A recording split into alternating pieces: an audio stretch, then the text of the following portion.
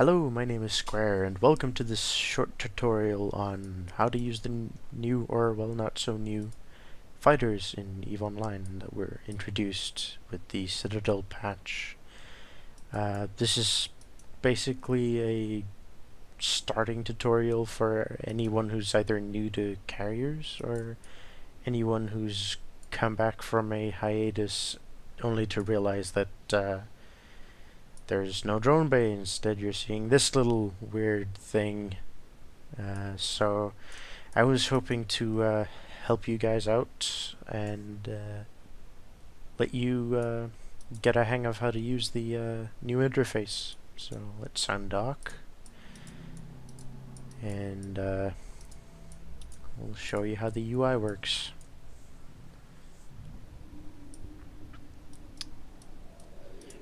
So this here that I'm moving around is the fighter UI. It has a bunch of things on it that I'll discuss later.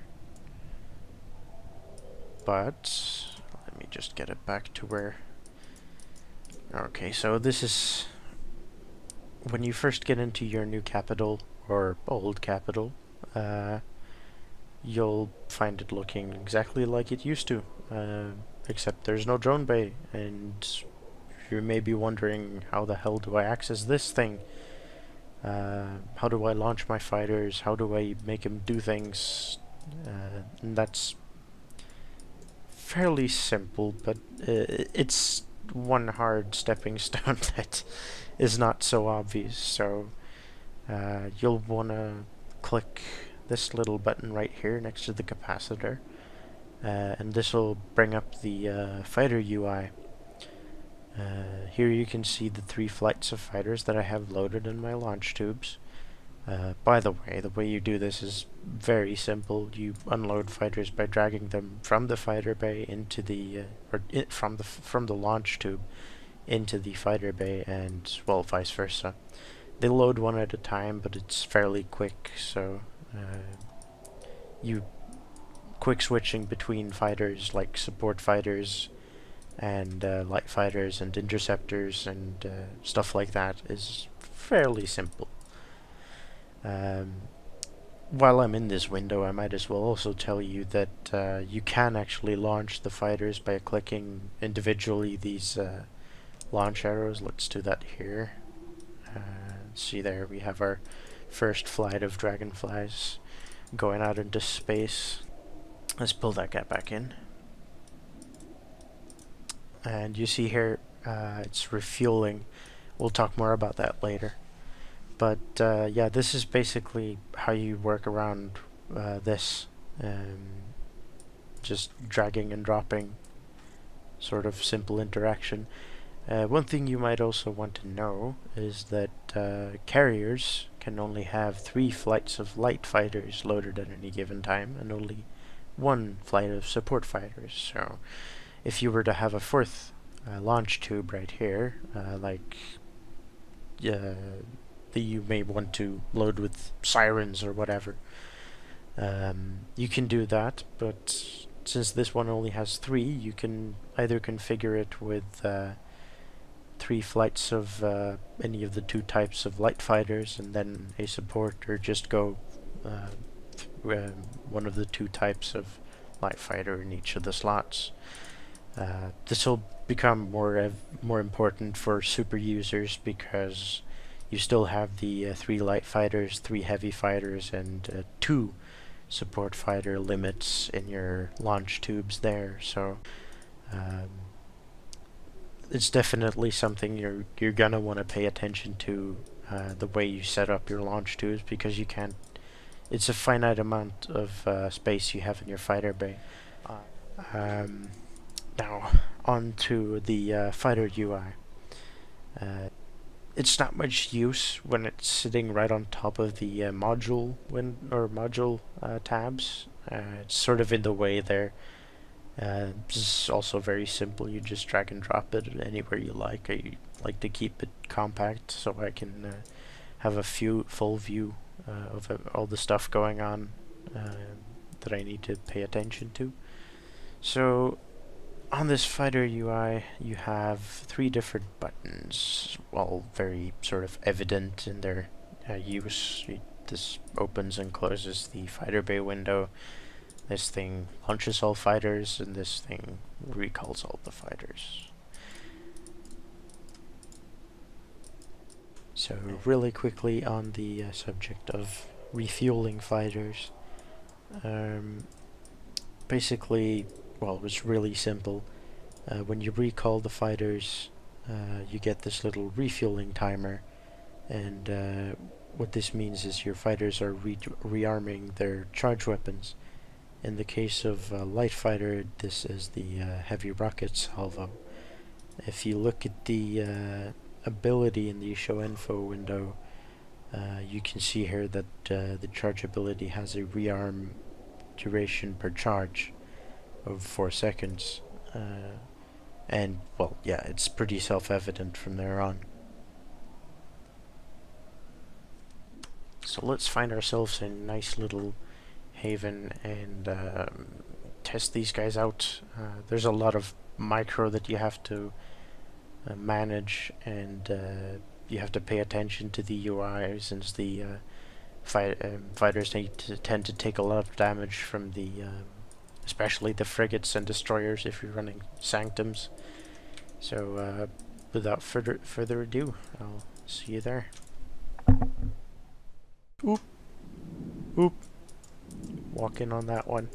Sorry, Colin. Right, so we've landed. First order of business is launching the fighters. Now I'm gonna give a quick tutorial, just real quick, on how to actually move them around. You can hold Q with the fighter selected, which you, by the way, do by just clicking them, holding down control and clicking them will select several squadrons. So you hold Q, you get this little homeworld movement disc up, and you can set waypoints for them.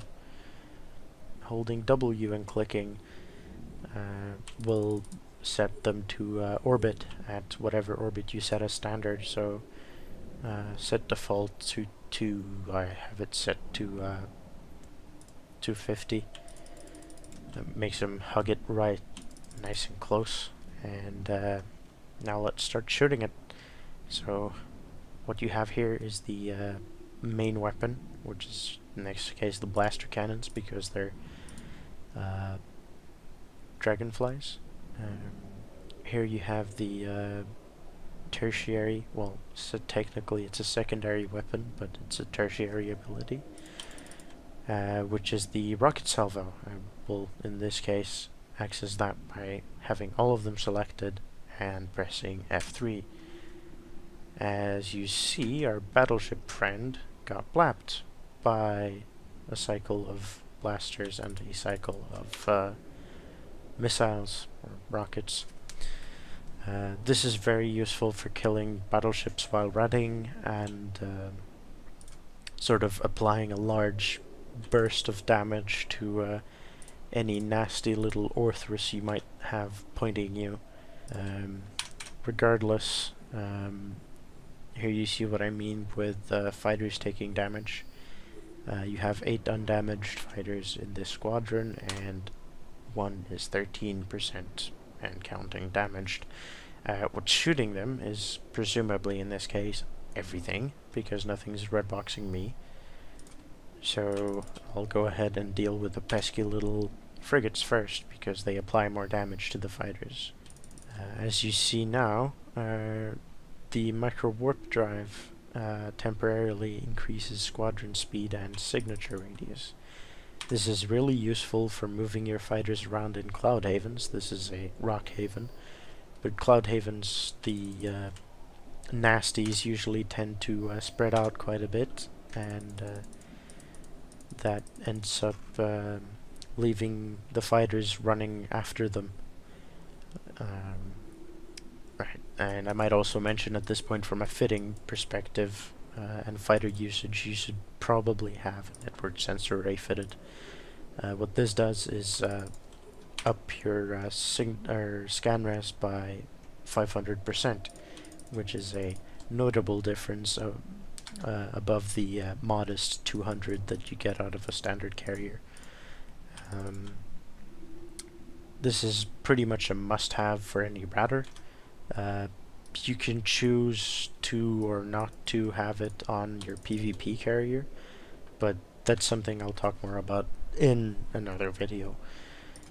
I think that's pretty much it. This video won't really go into any numbers, details. I don't ever plan on doing that. You can do that for yourself if you find reading all of that super interesting, but me personally, I don't. So this video is just a basic how-to on general use of fighters, the access to the UI and all of that, the stuff that you need to actually start figuring things out on your own from there. In another video, I will be talking about all of the different kinds of fighters and how fighters work in PvP and stuff like that.